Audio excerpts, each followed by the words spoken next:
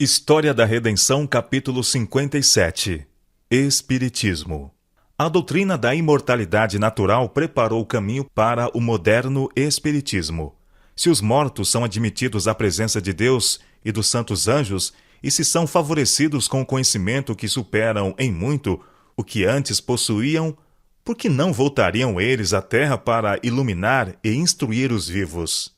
Como podem os que creem no estado consciente dos mortos rejeitar o que lhes vem como luz divina transmitida por espíritos glorificados?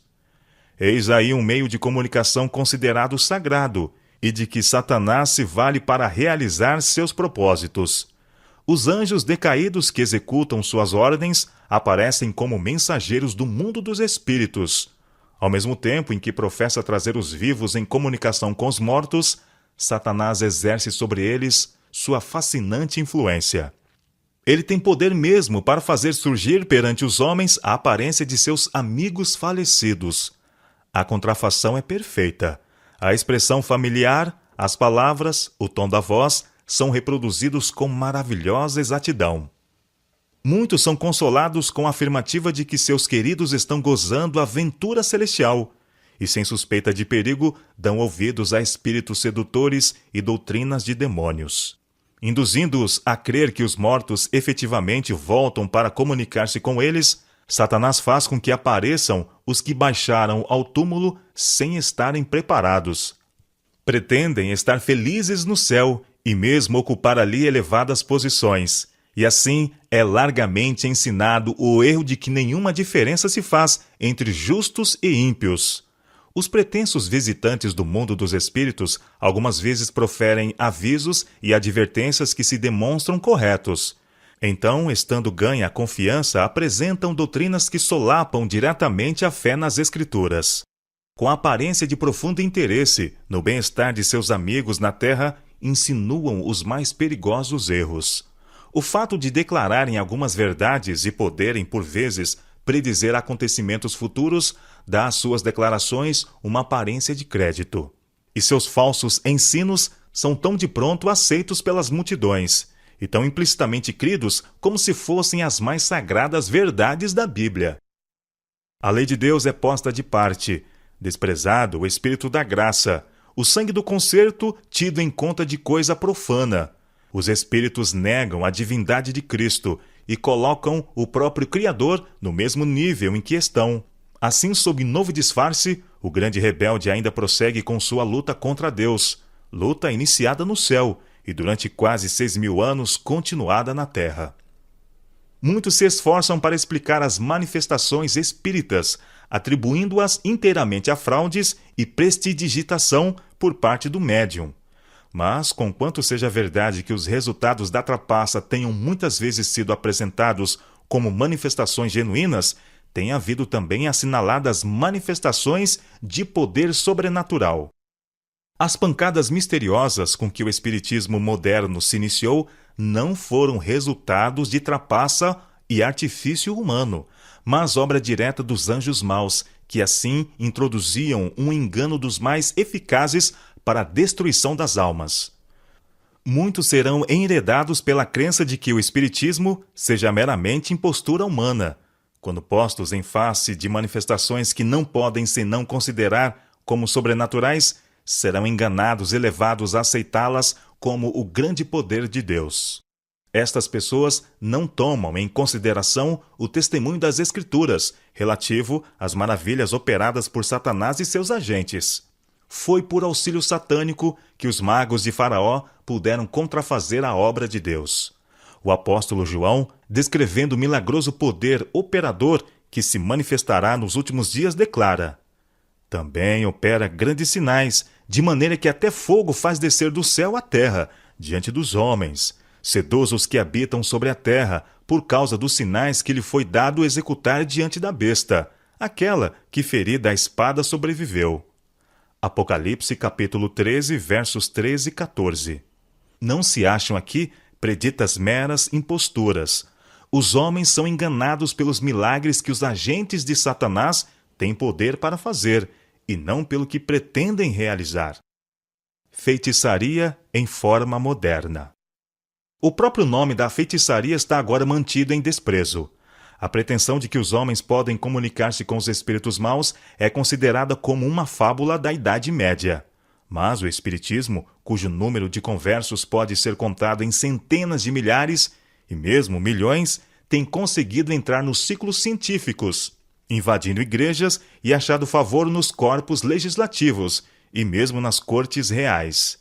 Este colossal engano é o reavivamento numa nova máscara da feitiçaria condenada e proibida no passado. Como a Eva no Éden, Satanás hoje seduz os homens pela lisonja, despertando-lhes o desejo de obter conhecimento proibido. Sereis como Deus, ele declara, sabendo o bem e o mal.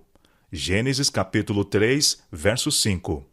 Porém, a sabedoria concedida pelo Espiritismo é descrita pelo apóstolo Tiago como a que não desce lá do alto, mas é terrena, animal e demoníaca. São Tiago, capítulo 3, verso 15.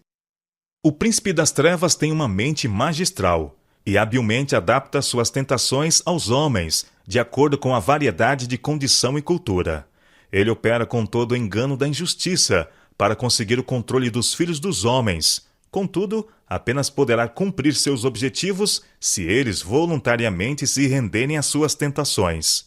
Aqueles que se colocam em seu poder, por condescenderem com maus traços de caráter, pouco compreendem onde sua conduta terminará. O tentador realiza sua ruína e então emprega-os para arruinar a outros. Ninguém precisa ser enganado. Mas ninguém precisa ser enganado pelas mentirosas pretensões do Espiritismo. Deus deu ao mundo luz suficiente para habilitá-lo a descobrir a cilada. Se não existisse outra evidência, aos cristãos devia bastar que os espíritas não fazem diferença entre a justiça e o pecado, entre os mais nobres e puros apóstolos de Cristo e os mais corruptos dos servos de Satanás. Representando os mais vis dos homens como se estivessem no céu, altamente exaltados, Satanás virtualmente diz ao mundo: não importa quão ímpios sejais, não importa que creais ou não em Deus e na Bíblia, vivei como vos agradar, o céu será o vosso lar. E mais, esses espíritos mentirosos personificam os apóstolos como contradizendo o que escreveram sob a inspiração do Espírito Santo quando estavam na terra. Negam a origem divina da Bíblia, estando assim a demolir o fundamento da esperança cristã e a extinguir a luz que revela o caminho do céu. Satanás está fazendo o mundo crer que a Bíblia é mera ficção, ou, ao menos, um livro apropriado às eras primitivas, devendo hoje ser considerado com menosprezo ou rejeitado como obsoleto. E para substituir a palavra de Deus, exibe as manifestações espíritas. É este um meio inteiramente sob seu domínio. Mediante ele, é-lhe possível fazer o mundo acreditar o que lhe aprouver. O livro que deve julgar a ele e seus seguidores lança-o à obscuridade, precisamente onde lhe convém. O Salvador do mundo, ele o representa como sendo nada mais que homem comum. E assim como a guarda romana que vigiou o túmulo de Jesus espalhou a notícia mentirosa que os sacerdotes e anciãos lhe puseram na boca para negar sua ressurreição, os que creem em manifestações espíritas procuram fazer parecer que nada há de miraculoso nas circunstâncias da vida de nosso Salvador.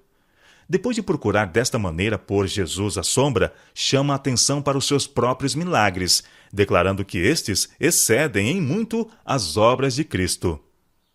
Disse o profeta Isaías: quando vos disserem, consultai os necromantes e os adivinhos que chiureiam e murmuram, acaso não consultará o povo ao seu Deus?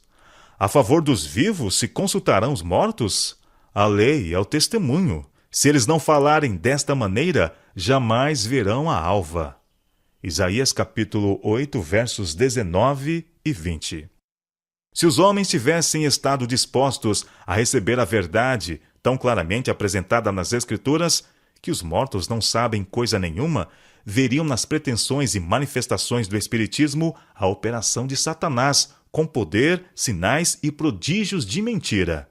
Mas, ao invés de renunciar à liberdade tão agradável ao coração carnal, assim como aos pecados que amam, as multidões fecham os olhos à luz e prosseguem em seus caminhos, sem tomar em consideração as advertências. ao mesmo tempo em que Satanás lhes tece em torno seus laços, fazendo-os presa sua, porque não acolheram o amor da verdade para serem salvos. Deus lhe manda a operação do erro, para darem crédito à mentira. 2 Tessalonicenses, capítulo 2, versos 10 e 11. Os que se opõem aos ensinos do Espiritismo atacam não somente homens, mas Satanás e seus anjos. Entram em luta contra os principados e as potestades e as hostes espirituais da maldade nos lugares celestiais. Satanás não cederá uma polegada de terreno sequer, a menos que seja rechaçado pelo poder dos mensageiros celestiais. O povo de Deus deve ser capaz de o enfrentar, como fez nosso Salvador com as palavras: está escrito. Satanás pode citar as Escrituras hoje, como fez nos dias de Cristo, e perverterá seus ensinos para apoiar seus enganos. Porém, as singelas declarações da Bíblia fornecerão armas poderosas em cada batalha. Os que quiserem estar de pé no tempo de perigo precisam compreender o testemunho das Escrituras relativo à natureza do homem e o estado dos mortos, visto que num futuro próximo muitos serão defrontados por espíritos de demônios, personificando parentes amados ou amigos e declarando as mais perigosas heresias.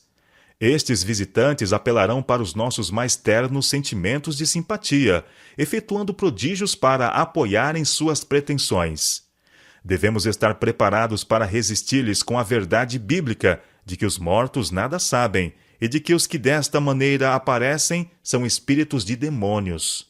Satanás tem há muito estado a preparar-se para seu esforço a fim de enganar o mundo. O fundamento de sua obra foi posto na declaração feita a Eva no Éden: certamente não morrereis.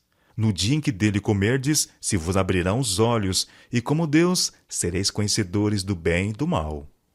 Gênesis capítulo 3, versos 4 e 5. Pouco a pouco ele tem preparado o caminho para sua obra-prima de engano, o desenvolvimento do Espiritismo. Até agora não logrou realizar completamente seus desígnios, mas estes serão atingidos no fim dos últimos tempos, e o mundo será arrastado para as fileiras deste engano. O povo está rapidamente adormecendo, acalentado por uma segurança fatal, para unicamente despertar com o derramamento da ira de Deus.